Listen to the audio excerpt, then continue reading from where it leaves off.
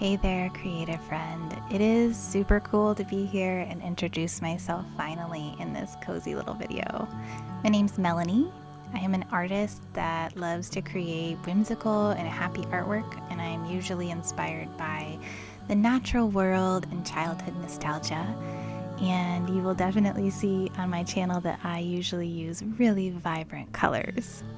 I'm sort of a hybrid artist because I work both traditionally with mixed media and then I also work digitally inside the app Procreate. I'm usually working on coloring books and picture books these days, but I also like to make classes for Skillshare when I have time. But through my channel here, I'm really hoping to just share cozy and inspiring art videos with you all because I believe that we all need more joy in our lives, and making and sharing art is a great way to achieve that. So anyway, let's just dive into a super chill time lapse of my process for painting a dreamy Aurora mermaid today. And who knows, maybe you'll feel like drawing along with me because if you're anything like me, you could watch someone else create all day long and then it eventually fuels your creative fires and makes you want to draw too. So this mermaid was actually one of my mermaids from last year, 2022, for Mermaid. And it felt really fitting actually to share it right now though, because for the very first time in the 12 years or so that I've been living in the Upper Peninsula of Michigan, I actually got to see the Northern Lights for the very first time right above my house. And those are the pictures that I was able to capture with my fancy camera. I mean, how amazing is that?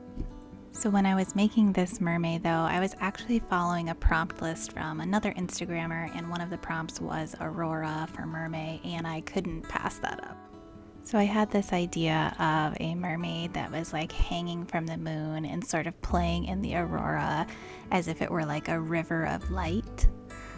And so yeah, I just took my time sketching this out until I got things the way I wanted them, and then you'll see I start by putting down a lot of texture and painterly backgrounds and building up those layers to get the effect that I want.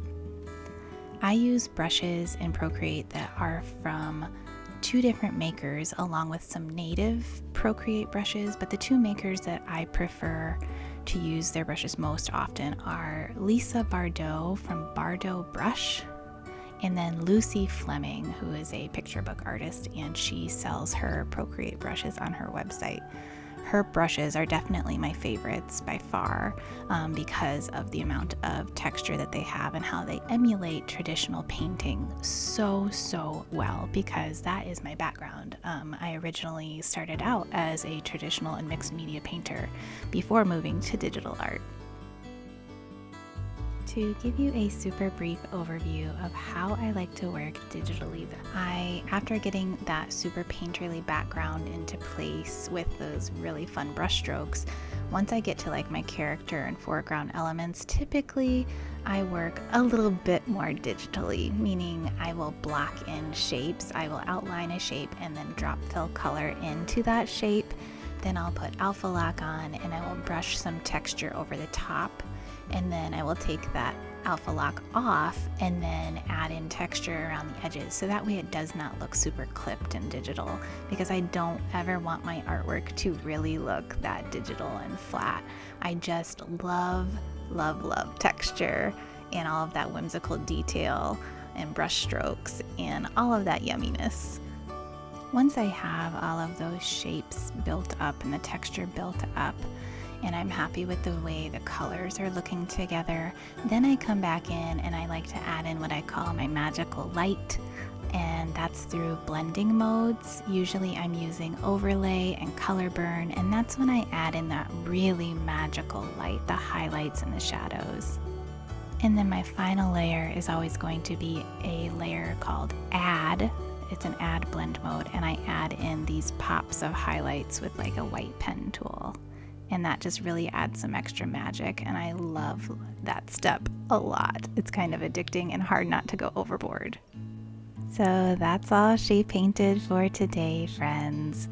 If you would like to get to know me more or more about my art process or really anything, you should definitely leave me some questions below, and then maybe I can make one of those fun draw with me while I answer your questions style of videos next. So feel free to also go say hi over on Instagram if you'd like. I am the Swimming Owl over there. So until next time, happy painting.